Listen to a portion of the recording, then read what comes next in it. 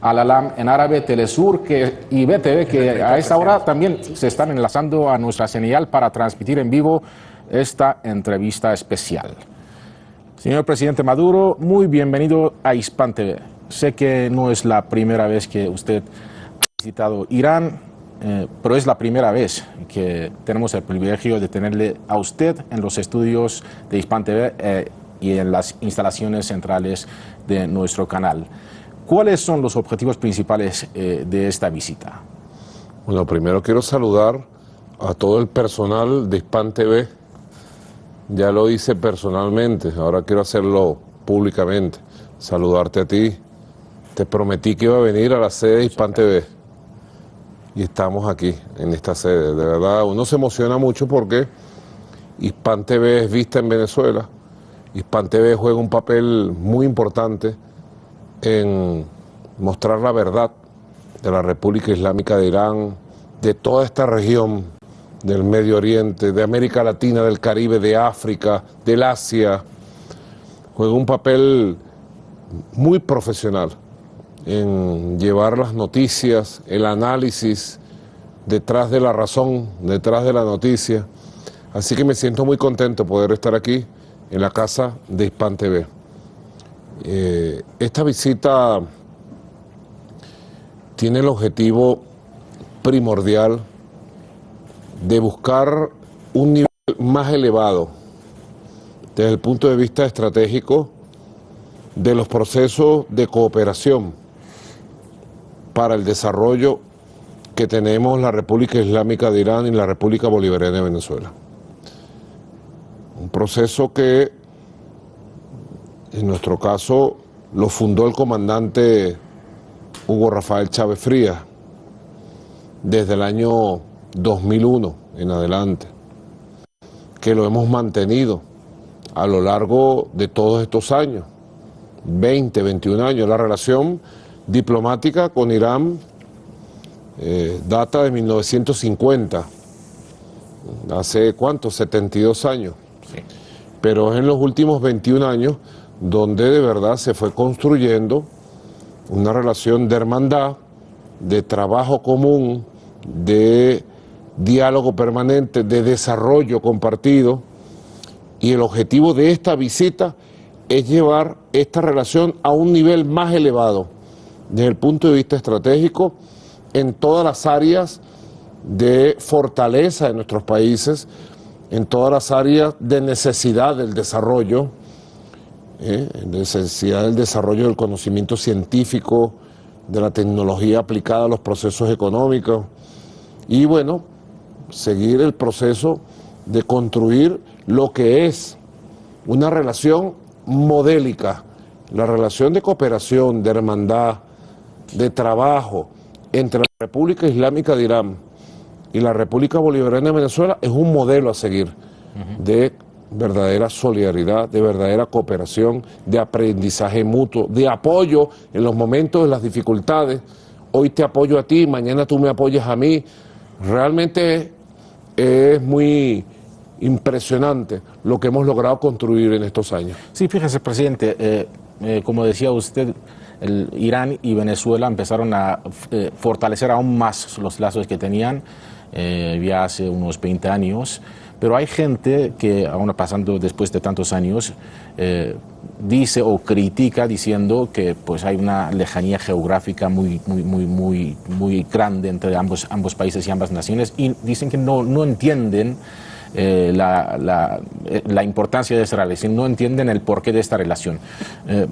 Yo siempre les digo que más allá de las relaciones petroleras y las relaciones que hoy en día existen entre Irán y Venezuela, hay una historia que nos une, incluso antes de la Revolución Islámica.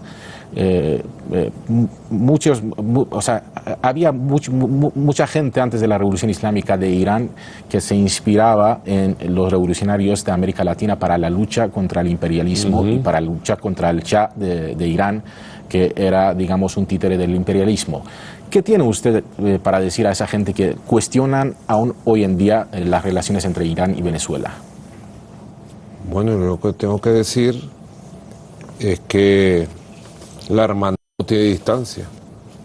el amor no tiene distancia, la solidaridad no tiene distancia, y menos en este mundo, porque si revolucionarios de otras épocas, donde no existía internet, donde no existían las redes sociales, donde no existían los medios de comunicación que conocemos, donde no existía la aviación para conectarnos rápidamente, revolucionarios de otras épocas compartieron sus sueños y se sintieron partícipes de las luchas.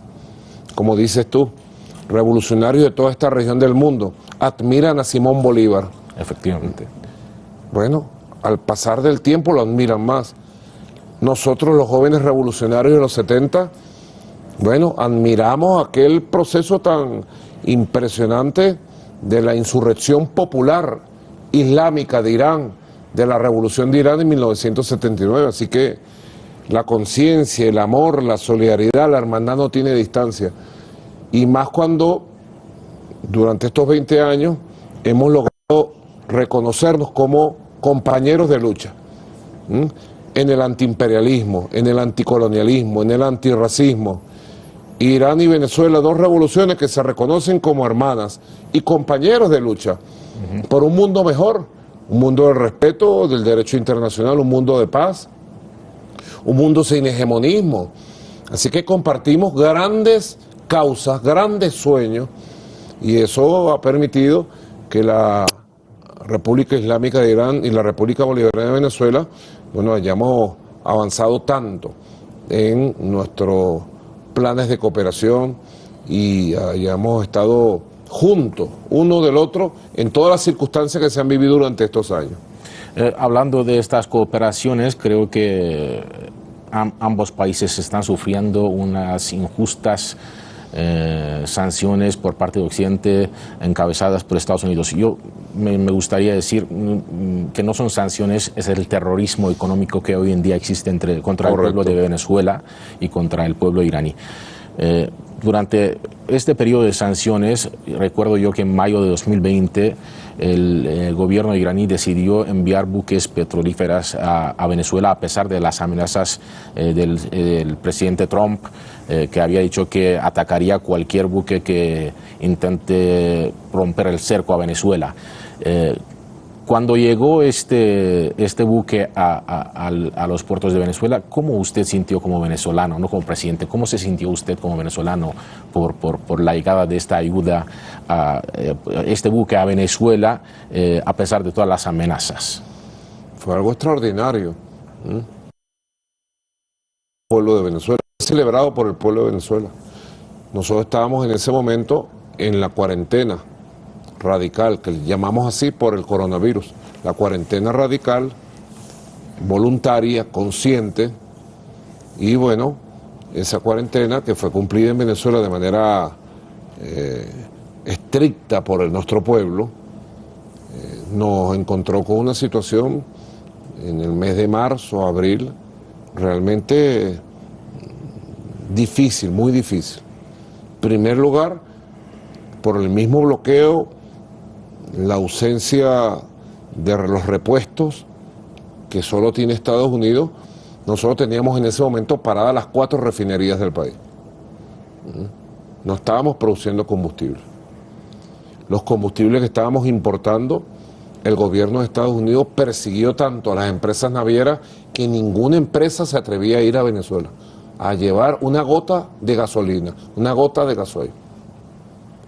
Y nosotros nos encontramos con unas reservas de combustible limitadas, y los meses de marzo, estaba empezando la pandemia, los meses de marzo 2020, abril, mayo, junio fueron realmente muy, pero muy peligrosos para nuestro país.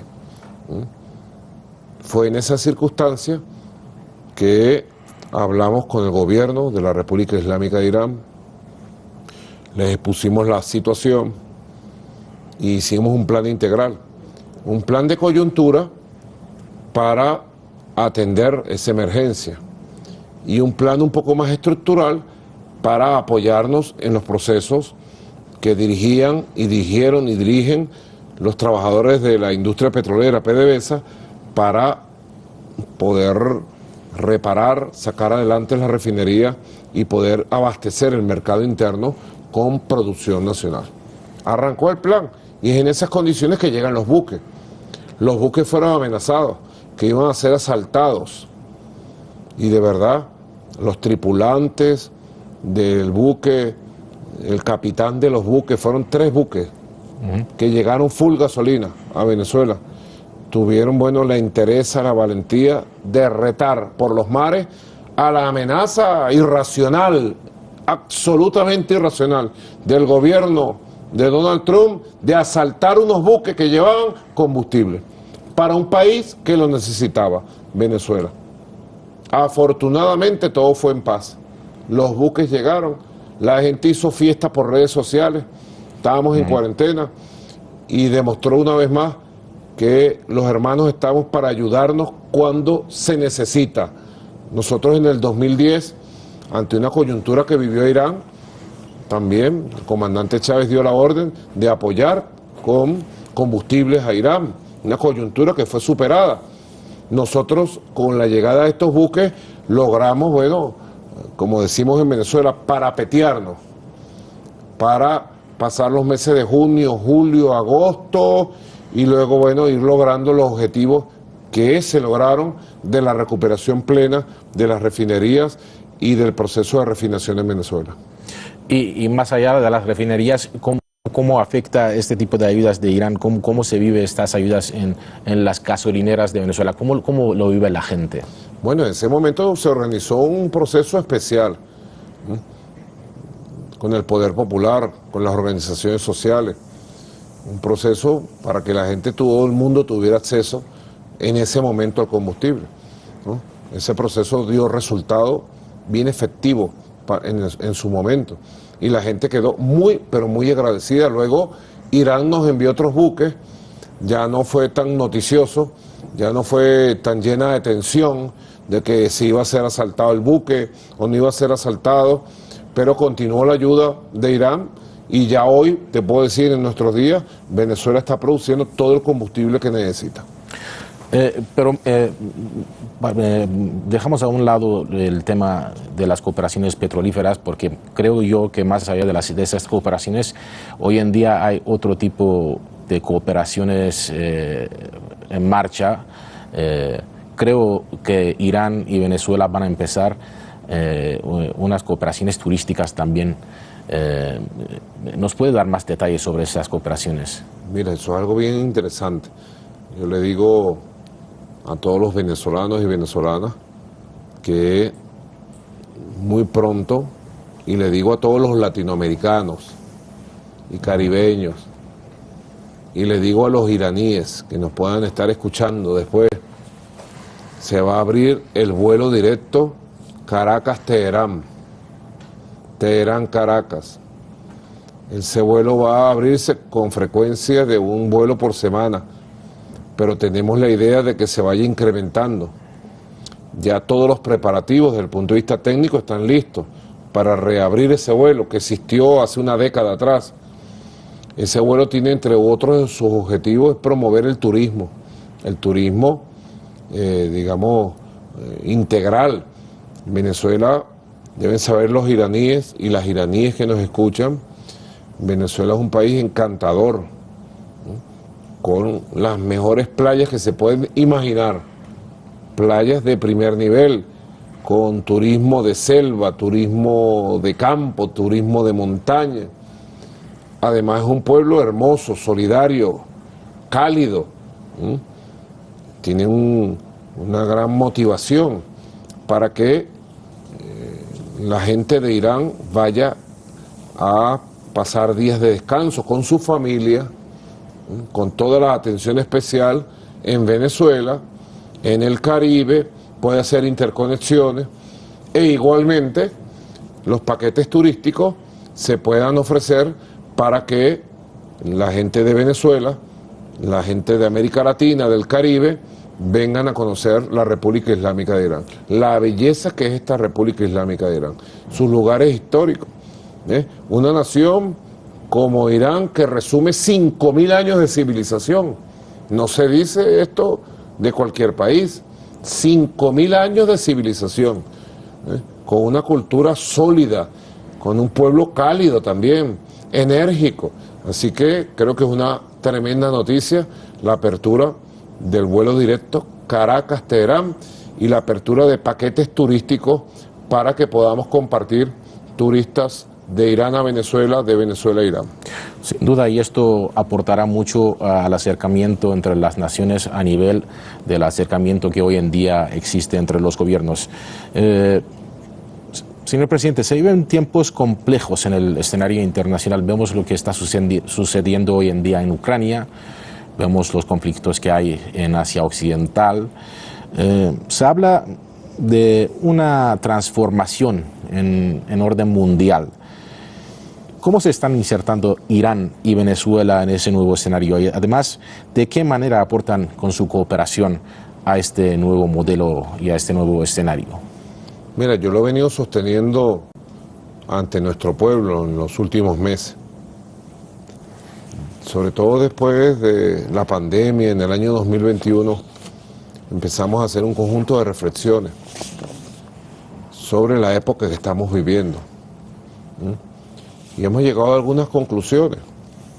Yo creo que nosotros estamos viviendo una época nueva, una época de transición hacia otra humanidad. Estamos viviendo una nueva época donde se han acelerado los procesos de cambio social, psicosocial, económico, político. Grandes cambios geopolíticos en la conformación del poder. Es un gran tema el surgimiento de una nueva época de transición de la humanidad hacia una nueva situación que se está provocando de manera acelerada y que va a definir el destino del siglo XXI. Es un gran tema para el debate, para el estudio, pero sobre todo para la comprensión. Los líderes políticos y los líderes revolucionarios tenemos que estar con los pies sobre la tierra y tenemos que estar muy pendientes de las señales de cambio que está mandando la humanidad. Ya hoy, yo te puedo decir, ya hoy ha surgido una nueva geopolítica en el mundo. Hay un resquebrajamiento, un decline del ciclo de dominación y hegemonía del imperialismo norteamericano y de sus aliados en el imperio europeo sobre el resto de la humanidad. Tú me preguntas, ¿dónde deben estar Irán y Venezuela? Yo te contesto, no es dónde deben estar. Ya estamos en la vanguardia del surgimiento de esa nueva época y del parto histórico de una nueva humanidad, del parto de una nueva geopolítica mundial, del parto de un nuevo mundo, sin hegemonismos, sin colonialismo, sin dominio y pretensión de dominio mundial. Estamos en la vanguardia. Y como pasa en todo proceso, el comandante Chávez siempre me decía a mí, me decía, bueno, Nicolás, a nosotros nos toca, como en la guerra, ir en la vanguardia. Y el que va en el primer frente en la guerra es el que recibe los golpes más duros, los disparos de ametralladora, las bombas, el que va adelante. Irán y Venezuela, entre otros pueblos, vamos adelante, prendiendo las luces, haciendo las alertas públicas con voz propia y forjando con nuestra actitud, nuestra resistencia, con nuestros resultados, forjando ese nuevo mundo, sin hegemonismo, sin dominio imperial, un mundo de iguales, un mundo de cooperación, un mundo de diálogo permanente. Hablaba yo ayer con el presidente de Argelia, tuvimos una larga jornada de 6 horas con el presidente de Argelia y hablaba antes de ayer con el presidente de Turquía en esta gira internacional sobre este tema de la nueva época. Y le decía, estamos obligados a entenderlo, a estar inmersos en los cambios y a levantar la voz por el mundo emergente, un mundo totalmente diferente al mundo que hemos conocido, yo te diría, los últimos 300 años.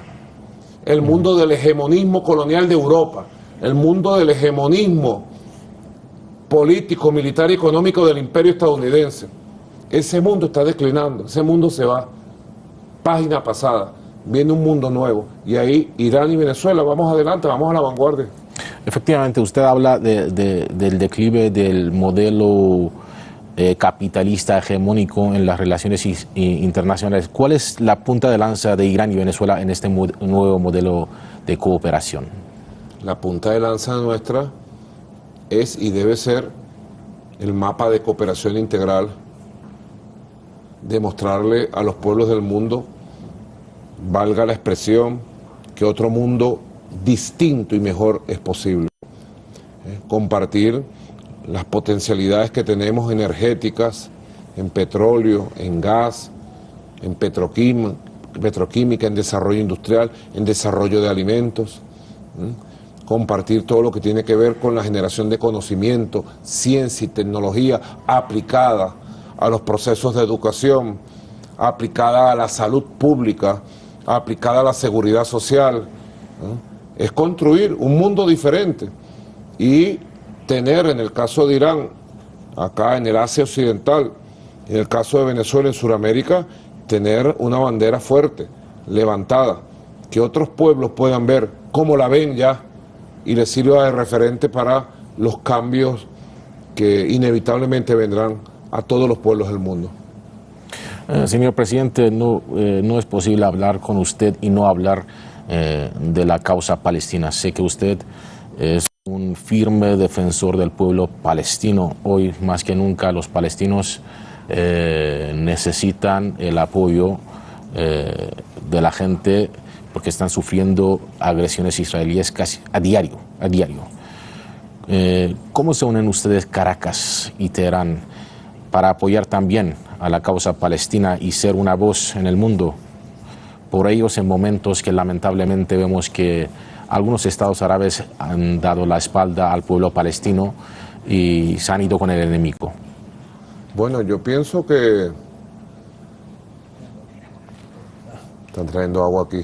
Esto es en vivo. No, sí. Esto es en vivo.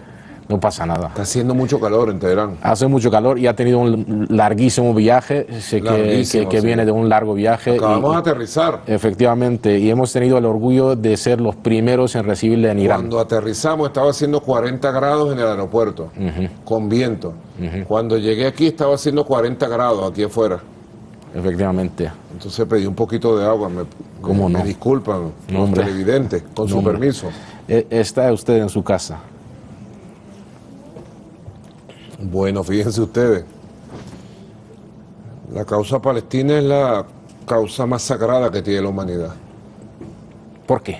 El pueblo árabe palestino es un pueblo sagrado, es un pueblo histórico. Allí, pudiéramos decir, está la cuna de las 3 religiones monoteístas más importantes de la humanidad, la cuna del judaísmo, la cuna del cristianismo y la cuna del Islam. Por ahí pasaron todos los profetas históricos. Nosotros somos cristianos. El niño Jesús, que nosotros celebramos, que es el niño que después se convirtió en el gran profeta Jesucristo, Hijo de Dios. Muy respetado por el Islam también. Muy respetado por el Islam. Bueno, ese niño Jesús fue palestino, nació y murió palestino, es una tierra histórica. Ya eso sería suficiente para admirar a Palestina por su historia y cómo convivieron allá, por siglos de siglos convivieron todas las creencias religiosas y vivieron en paz hasta que se impuso el Estado sionista. Occidente, una vez más, puso una cuña en el Medio Oriente. Palestina nos duele a todos, nos duele en el corazón. Recientemente asesinaron a una periodista de la cadena Al Jazeera y fue un escándalo mundial. Yo le decía ayer al presidente argelino y le decía al presidente de Turquía, 2 hombres solidarios con Palestina. Fue un escándalo mundial. sigue siendo un escándalo mundial. Yo le decía, está bien que sea un escándalo mundial, que se denuncie y se enjuicie a los responsables, pero todos los días matan mujeres, niños, niñas, jóvenes, todos los días, todos los días. Todos los días matan hombres y mujeres en Palestina, torturan, encarcelan a miles y miles. ¿Y qué dice la humanidad? ¿Qué dice la llamada comunidad internacional? De verdad, Palestina es un dolor, te digo. Palestina es un dolor que se transformará en esperanza. Porque yo sé que más temprano que tarde, con el apoyo de la humanidad entera, Palestina recuperará sus derechos y su vida en paz y la convivencia de las religiones en una tierra que es sagrada. Sí, pero lamentablemente, señor presidente, en estos días vemos que algunos estados árabes están normalizando las relaciones con el régimen israelí y en un giro histórico están dando la espalda, no todos, obviamente, están dando la espalda al pueblo palestino. ¿Cuál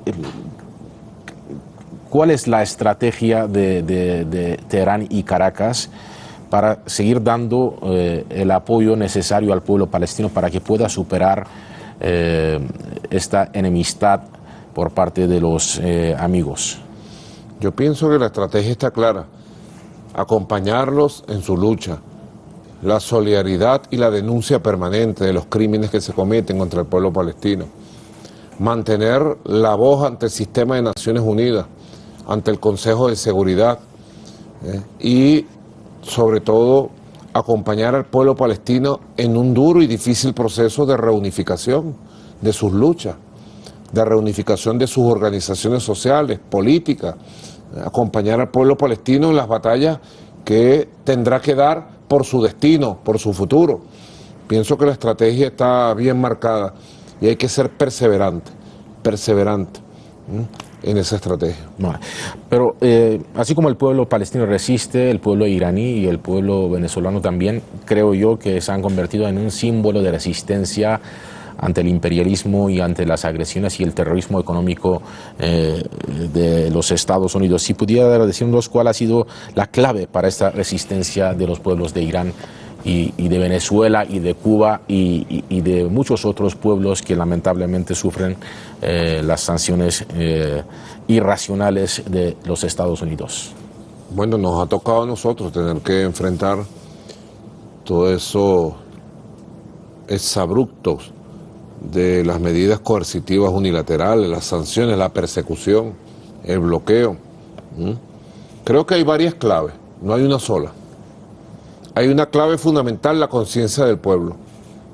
Decirle al pueblo siempre todo, tener a un pueblo bien informado, alertar al pueblo, movilizar al pueblo y que el pueblo se convierta en el protagonista de la resistencia, de la lucha, de la búsqueda de soluciones en las peores circunstancias que nosotros hemos tenido de esta guerra en el año 2017, 2018, 2019, 2020, en los momentos más duros.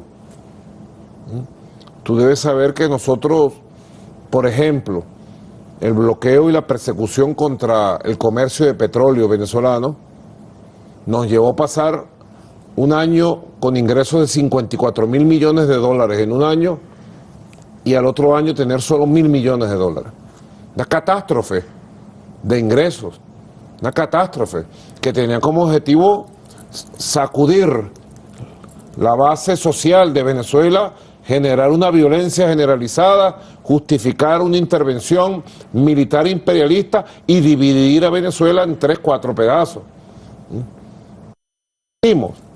Como te decía, hay varias claves, pero hay una fundamental: informar al pueblo, movilizar al pueblo, concientizar a la gente, decirle la verdad y buscar, otra clave, buscar soluciones, buscar respuestas, no quedarse de brazos cruzados, sino moverse, buscar respuestas a los temas, garantizar. Nosotros empezamos a garantizar con un programa llamado CLAT el alimento directo al hogar del pueblo venezolano, con los CLAP, con los mercados de cielo abierto. Primero el alimento, garantizar la salud pública, En esta época de pandemia, Venezuela ha tenido un modelo ejemplar para enfrentar la pandemia, garantizar la educación pública.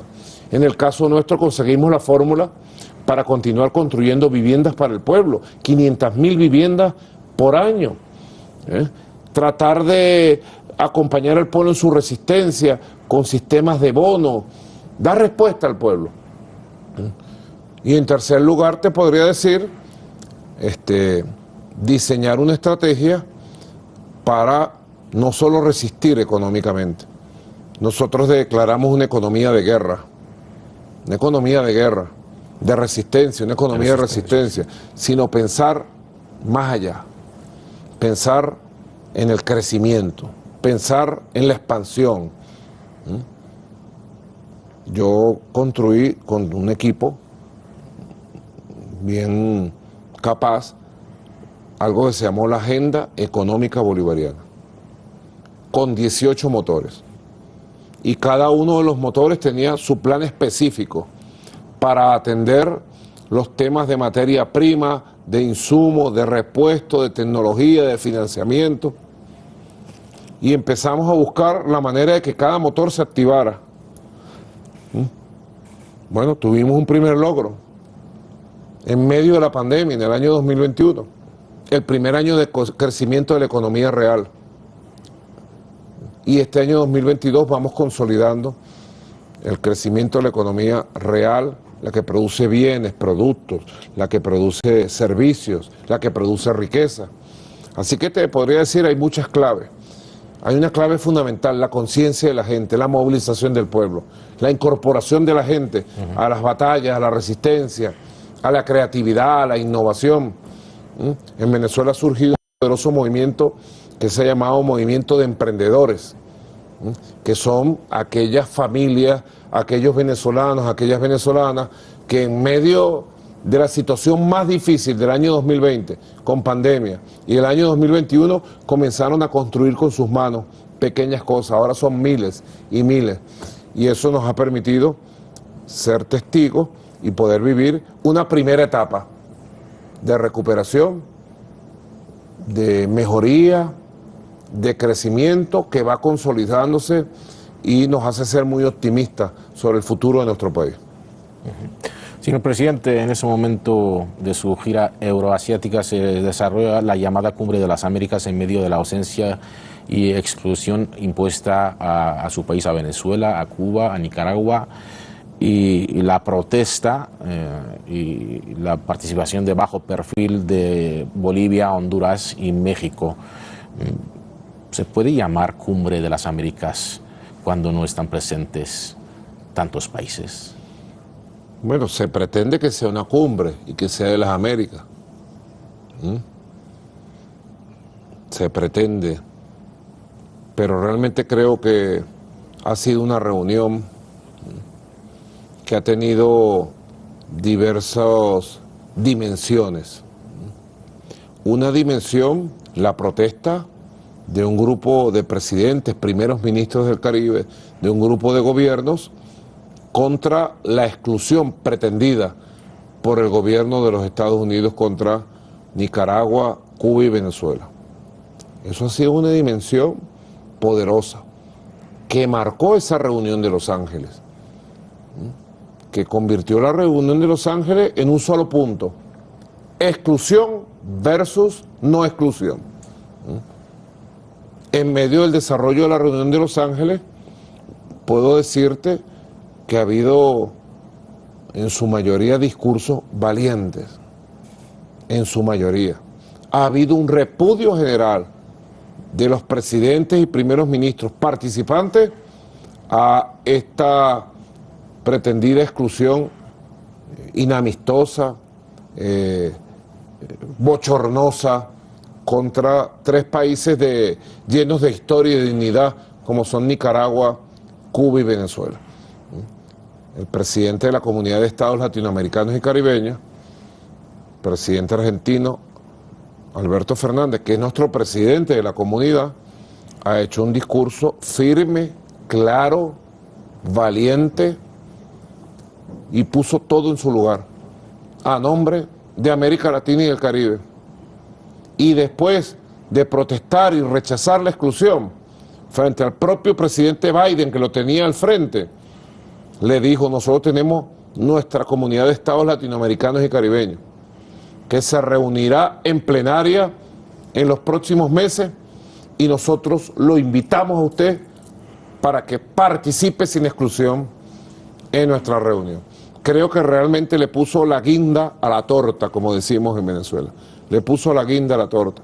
Hubo otro discurso también, entre muchos, el del primer ministro de Belice. Y lo resalto porque el primer ministro de Belice, John Briceño, es presidente de CARICOM. Son 14 países del Caribe. Todos los 14 países, al hablar, manifestaron su rechazo a la exclusión, protestaron la exclusión. Pero el presidente de CARICOM hizo un discurso valiente, directo, resaltando el carácter humano y solidario de Cuba en las peores circunstancias para ayudar al Caribe y a los pueblos de América Latina. También agradeció ese carácter solidario y humano de la Revolución Bolivariana de Venezuela. Así que esa es otra dimensión. Una tercera dimensión que te puedo decir es que la reunión de Los Ángeles, pretendida cumbre, no ha tenido tema. Todas las reuniones internacionales que se convocan alrededor de una agenda de decisiones, de unos temas, y uno asiste a las reuniones y, bueno, opina, propone, y luego se toman decisiones. Esto, bueno, ha sido una reunión insulsa, carente de tema, sin prioridades. Eso que fue en el pasado la cumbre de las Américas ha quedado totalmente desdibujada con esta reunión de Los Ángeles. Bueno, podríamos decir con lo que dijo usted que el país excluido de la cumbre fue Estados Unidos. Pareciera que se autoexcluyeron del sentimiento general de unión, del sentimiento bolivariano. Si algo estuvo presente en esa reunión de Los Ángeles, fue el sentimiento del padre libertador Simón Bolívar. Sus pensamientos, sus ideas, su espíritu, estuvo en el discurso de varios presidentes, de varios primeros ministros. Y también tuvo una cuarta dimensión, que fue la cumbre de los pueblos de Los Ángeles. Allí asistieron más de 3.000 líderes y lideresas de organizaciones sociales de todos los Estados Unidos, de toda nuestra América. Allí sí se debatieron agendas concretas para avanzar en el tema del cambio climático, de los derechos sociales de los pueblos, de la democracia directa y participativa. Allí sí hubo temas de interés. Le prohibieron a la cumbre de los pueblos movilizarse en las calles, pero ellos buscaron la manera de hacerse presentes, y nosotros desde Venezuela, estoy seguro, nuestros hermanos del ALBA, Cuba, Nicaragua y todos nuestros hermanos del ALBA, nos hemos sentido totalmente identificados con la brillantez, la hidalguía, la valentía de los líderes y lideresas de la verdadera cumbre, que fue la cumbre de los pueblos.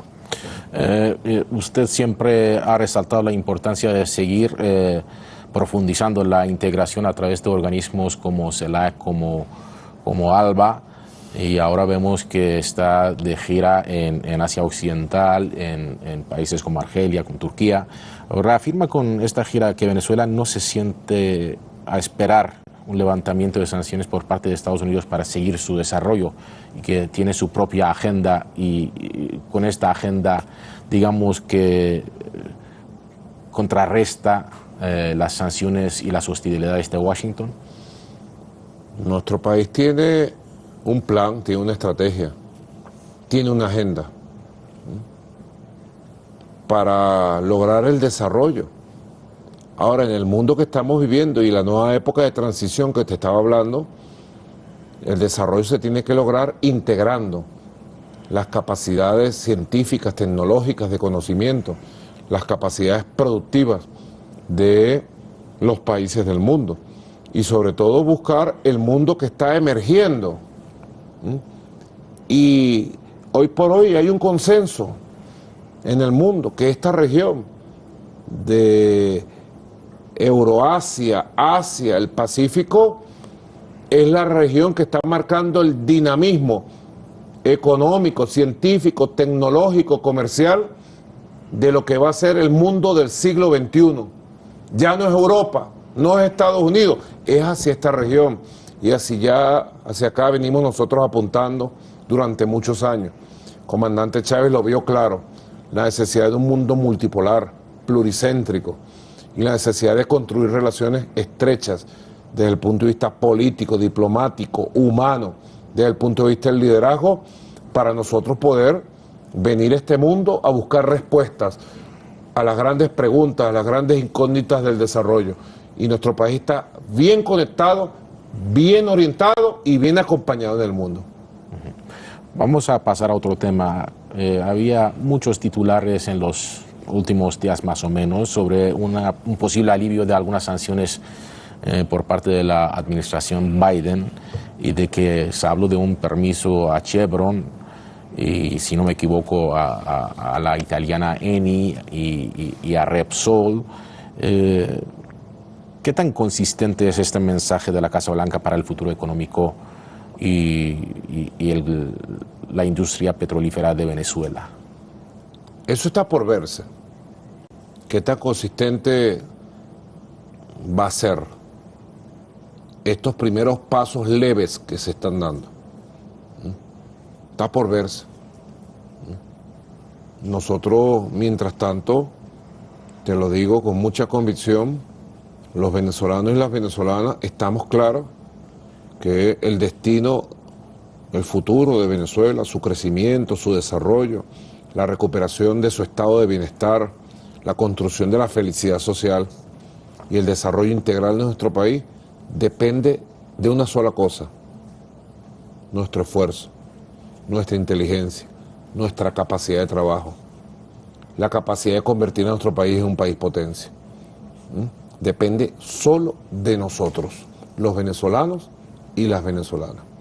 Ahora que producto de las situaciones en el mundo, producto de la diplomacia, se den contactos como se han dado y se dan con el gobierno de los Estados Unidos y se den unos primeros pasos, bueno, bienvenido.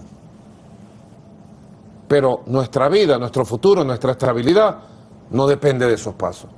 Ni jamás lo haremos depender de esos pasos. Dependerán de nuestro trabajo. Que se tomen decisiones producto de la situación que hay en el mundo en este momento. Porque Venezuela tiene, como tú sabes, Venezuela tiene la reserva de petróleo más grande del mundo certificada. Tenemos la cuarta reserva de gas. Venezuela es una potencia energética. Tenemos el petróleo y el gas que necesita este mundo. Irán también, nuestra hermana Irán, es una gran potencia petrolífera, gasífera, petroquímica. Nosotros a nivel petroquímico hemos recuperado también nuestra capacidad, pero nos falta mucho. En Venezuela está el petróleo que el mundo necesita. Está el gas que necesita el mundo. Así que si quieren trabajar, bienvenido. Es lo que yo he dicho. Que el gobierno de Estados Unidos, producto de sus sanciones crueles, criminales contra Venezuela, tomó una decisión de otorgar una licencia a la Chevron de Estados Unidos, a Repsol de España, a Eni de Italia, para que vuelvan a donde estaban, a producir petróleo y gas para venderlo en sus mercados naturales, bienvenido. Allí estamos. Cuando ellos se fueron les dijimos a Chevron, a Repsol y a Eni, hoy se van, mañana volverán y estaremos nosotros aquí para trabajar.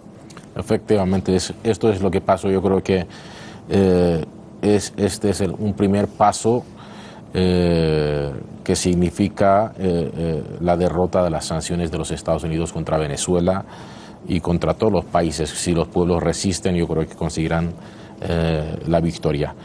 No podemos dejar por fuera dos áreas en que Teherán y Caracas han privilegiado su cooperación: alimentación y salud. Hoy podemos ver en Venezuela medicinas y productos alimenticios importados de Irán, un país que es ejemplo en cuanto a la producción nacional en el campo de alimentación, de medicinas, en muchas áreas.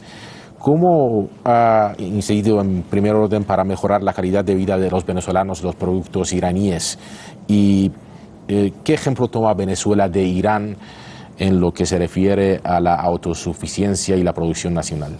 Es una pregunta que me gusta mucho, porque veníamos volando desde Argelia, estuvimos volando 5 horas, y ya cuando entramos al espacio en Irán, tú ves partes montañosas, pero ya empiezas a ver la desertificación del terreno.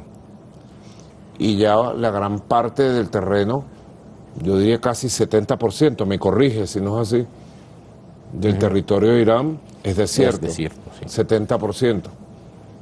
Lo digo porque nos están escuchando en Venezuela, a través de Venezolana de Televisión, de Telesur, de Hispan TV. Un país como la República Islámica de Irán, con el 70% de su territorio, gigantesco el territorio de Irán, desierto, y produce el 100% de sus alimentos. Dios santo, felicitaciones. Un país súper bloqueado durante más de 40 años. Y no solo que produce, sino que exporta alimentos sabrosos, pues, de gran calidad. De verdad, yo quedo impresionado. Yo venía hablando con el ministro Castro Soteldo. Nosotros hemos dado pasos importantes en el año 20, en el año 21. Estamos produciendo aproximadamente el 80% del alimento que va a la mesa de los venezolanos. Ya eso es un gran logro. En el pasado, con el chorro petrolero, teníamos una agricultura de puerto. Nos falta mucho todavía. Pero Venezuela, que tiene todo su territorio, no solo tenemos desierto, prácticamente todo el territorio venezolano está habilitado por la calidad de la tierra, por la existencia de estabilidad atmosférica, de agua, para tú producir lo que sea. Tú agarras en Venezuela y lanzas allí una semilla así, ¡blum!, a la semana nació un árbol. Entonces, sigamos el ejemplo de Irán, sigamos en ese empeño, en la forma de organización, en la manera que fueron buscando el modelo empresarial, el modelo de gestión para producir. Ahora, te contesto la otra parte de tu pregunta. En Venezuela es bienvenida las inversiones iraníes para establecer cadenas de supermercados, para traer productos de Irán a Venezuela. Es bienvenido. Las primeras inversiones que han llegado son de gran éxito. Supermercado que se abrió, hipermercado en Caracas, bueno, es uno de los más concurridos, tiene productos iraníes de todo tipo, combinados con productos venezolanos, ha sido un éxito total. Así que bienvenido. Yo le hago un llamado a los empresarios de Irán, a los inversionistas: vengan a Venezuela a invertir, ganar, ganar. Ahora vamos a tener el vuelo directo, así que puede agarrar su vuelo y en 12 horas y media, 13 horas está en Caracas. Bienvenida a la inversión iraní en Venezuela. Y también estaba probando el otro día el café venezolano, que me pareció un café muy excelente, muy excelente. Mira, hablando de café venezolano, este café que voy a tomar ahorita es café venezolano, café llamado Páramo, que es la combinación de varios cafés. Traerle café a él también, vale, por favor. Es un café exquisito, de verdad. Tuvimos la Feria Internacional del Café. En Venezuela han surgido 370 marcas de café en los últimos 2 años. Sí, sí. Son síntomas que a uno lo llenan de energía, síntomas positivos de que sí se puede. Lo ve como uno de los campos de cooperación entre ambos países también, porque Irán importa café, Irán no tiene café, no es productor de café. El café que necesita Irán se está produciendo en Venezuela. Y bueno, vamos a articular ahora, para eso son las mesas de trabajo. Mañana vamos a tener una jornada de trabajo todo el día con el presidente Raisi, con su gabinete, Yo he traído al ministro de Agricultura, a la ministra de Ciencia y Tecnología, está el presidente de Petróleos de Venezuela, el doctor Asdrúbal Chávez, el ministro de Turismo, el ministro de Transporte, el ministro de la Presidencia, el vicepresidente de Comunicación, Cultura y Turismo. He traído un equipo bien sólido para ir construyendo la nueva etapa. Estamos construyendo un mapa, te lo digo como primicia, un mapa de cooperación que vamos a firmar mañana, estableciéndonos planes y estrategias para 20 años de desarrollo de las relaciones Irán-Venezuela. Vamos a firmar el mapa de cooperación de los próximos 20 años, poniendo la vista a mediano plazo, a largo plazo, para que nuestros países en su alianza estratégica seamos indestructibles. Entonces podemos decir que estamos a comienzo de una nueva etapa de relaciones entre Irán y Venezuela, que más allá de las relaciones políticas y petrolíferas que han existido entre los dos países, se tocarán campos de agricultura, ciencia, turismo y tecnología. Salud, educación. Yo creo que sí. Yo estoy ansioso de conocer al presidente Raisi. Hemos hablado por teléfono ya. Es un hombre sólido, muy inteligente. Ya hemos cruzado equipos, cartas y hemos preparado las condiciones. Por eso aceleramos nuestra venida en esta gira euroasiática y africana. Porque fuimos a Argelia, que es el norte de África. Aceleramos todos estos pasos porque era necesario para que a partir del segundo semestre del 2022 podamos avanzar. Mire, tienes el café. Muchas gracias. Pruébalo para ver si te gusta. Gracias, cómo no. He probado el café de páramo antes. Ve a ver. ¿Qué tal? Exquisito. ¿Verdad? Sí, cómo no. Bueno, aquí viene café de Venezuela esperamos para tener, la familia iraní. cómo no, esperamos tener el café venezolano en los supermercados iraníes muy pronto, comercializado. Inshallah. Inshallah. Para terminar la entrevista, creo yo que tenemos que tocar el tema de los medios de comunicación alternativos, porque como sabe usted siempre ha sido un defensor también de la libertad de prensa y la libertad de información. Lamentablemente medios como Hispan TV, como Press TV, como Al-Alam, que es el grupo de la radio televisión iraní, y la hermana Telesur,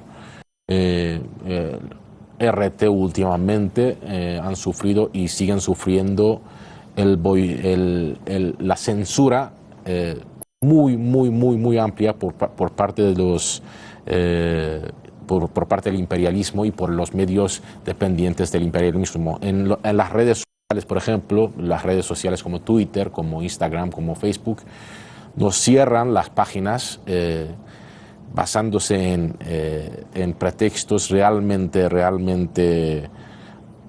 ridículas. Una cosa increíble, sí. Para censurarnos. ¿Cuál es su mensaje al imperialismo que nos quiere callar? Que no van a poder, que nosotros tenemos 1000 formas de expresarnos. Y en la nueva época, uno de los elementos característicos de la nueva época es las nuevas tecnologías que van surgiendo. Tecnologías de las redes sociales que se multiplican. Si a ustedes los cierran por un lado, el propio público les abre las puertas por sus propios caminos. Yo diría que hay que dar una gran batalla comunicacional, tecnológica, de medios y de redes. Y no cesar a hacer grandes alianzas sociales con miles y miles. Es impresionante los fenómenos. Yo lo sigo a ustedes. Hispan TV ha sido perseguida en los últimos años y no han podido detenerla. Hoy ustedes son más fuertes que antes de la persecución y las sanciones. RT la censuraron en todo el mundo de Occidente y la gente de Occidente la sigue viendo. La gente en los Estados Unidos sigue viendo RT. ¿Cómo? La gente se las inventa. Telesur No, el imperialismo norteamericano pretendió, con el fantoche títere de Guaidó, crear otra Telesur. Al pasar de 2 años, ¿dónde está esa Telesur imperialista? No existe. La que existe es una sola Telesur. Telesur que siempre da más. Así que yo creo que vamos avanzando, vamos ganando la batalla en medios, en redes. Yo siempre digo, hay que ganar las batallas en medios, redes y paredes. En todos los espacios ganar la batalla y sentirnos contentos de ser parte de algo histórico. El parto de un nuevo tiempo. Y con el parto de un nuevo tiempo vienen los nuevos medios de comunicación alternativos. No por casualidad, en los últimos 15 años nacieron todas estas alternativas. Todas van cumpliendo. Cierta mayoría de edad, Telesur, Hispan TV, Almayadín, RT, son experiencias que han venido surgiendo en la última década.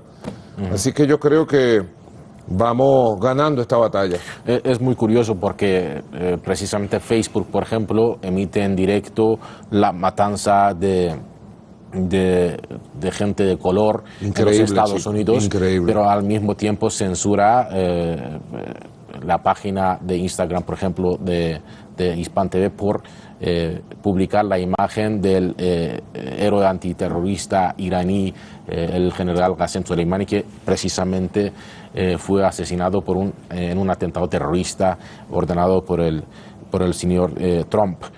No sabemos realmente qué hay que decir a esa gente que dice ser defensor de la libertad de expresión cuando hace este tipo de actos. Señor presidente, como última palabra para la audiencia, para los televidentes de Hispan TV, para Telesur, para BTV, Press TV y Al-Alam.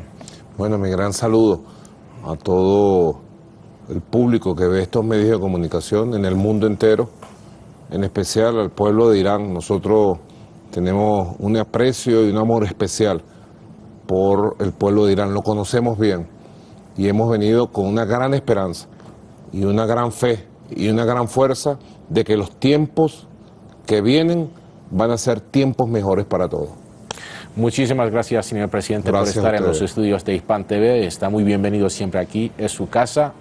Y muchísimas gracias a ustedes por seguirnos a través de Hispan TV, por Telesur, por Press TV, Al-Alam y BTV. Muchísimas gracias. Buenas noches.